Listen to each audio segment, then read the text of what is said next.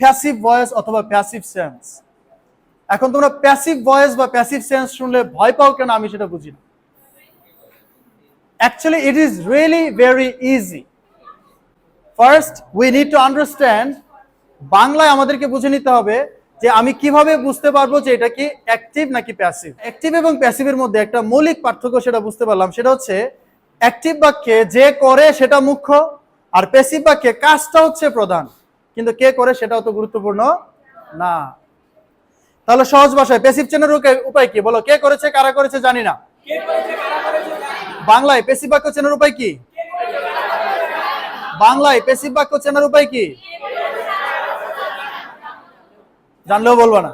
আচ্ছা, তোমাদেরকে শুরুতে দুটি বাংলা সেন্টেন্স দিচ্ছি আমি, এবং এই সেন্টেন্সগুলো দেখে তোমরা একটু বোঝার চেষ্টা করো দুটো সেন্টেন্সের মধ্যে পার্থক্যটা কি আছে। দ্য ফার্স্ট সেন্টেন্স লেখা আছে, আমরা তাকে করিম নামে ডাকি। আমরা তাকে করিম নামে ডাকি।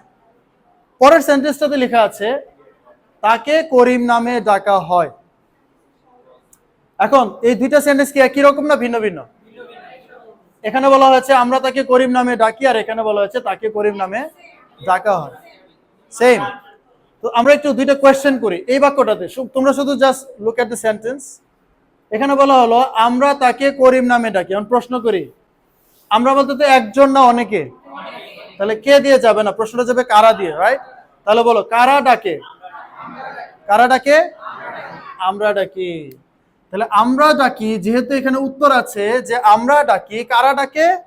আমরা ডাকি। তাহলে মনে রাখবে, আমরা যদি এই যে ডাকার কাজটা বা এই ভার্বের যে কাজটা সেটা যদি কে বা কারা করে এই প্রশ্নটা করে যদি উত্তর পাই, তাহলে এটা একটি অ্যাক্টিভ সেন্টেন্স। সেম কোয়েশ্চেনটাই তুমি এই দ্বিতীয় বাক্যটাতে করো। তুমি যদি জিজ্ঞেস করো তাকে করিম নামে ডাকা হয়, এখন প্রশ্ন করো কে ডাকে? এখানে কোনো শব্দ নেই। যদি বলি কারা ডাকে, তাও কোনো শব্দ নেই।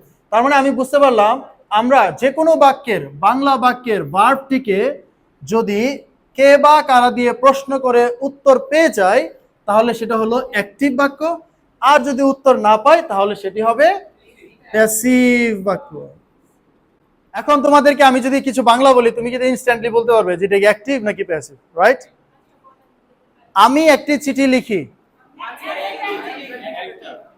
ওকে, এখন শোনো, একটি চিঠি লেখা হয়।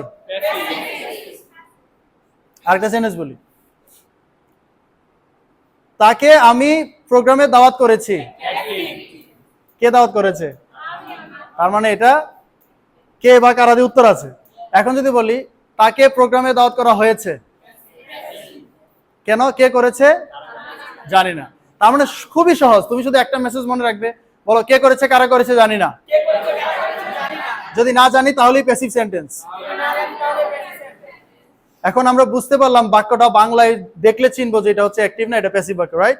এখন এই প্যাসিভ বাক্যকে আমরা ইংলিশে কিভাবে ট্রান্সলেট করবো এটাই তো শিখতে হবে। এটার জন্য আমাদের কি করতে হবে? প্যাসিভ বাক্যের স্ট্রাকচারগুলো জানতে হবে।